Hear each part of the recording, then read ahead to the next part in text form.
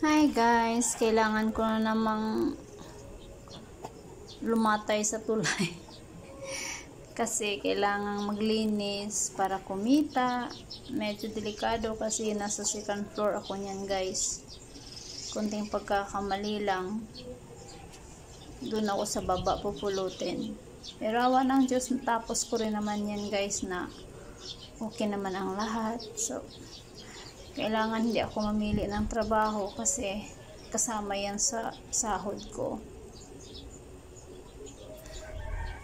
Wala naman talaga akong pili sa trabaho guys. Kahit mahirap, kahit delikado, ginagawa ko pa rin. Kahit trabaho ng lalaki, gagawin ko pa rin kasi kailangan kong magtrabaho para matapos ko yung araw ko na mayroon akong ginagawa sa company. So delikado din yan guys, di kaya ng iba, so kayanin ko na lang.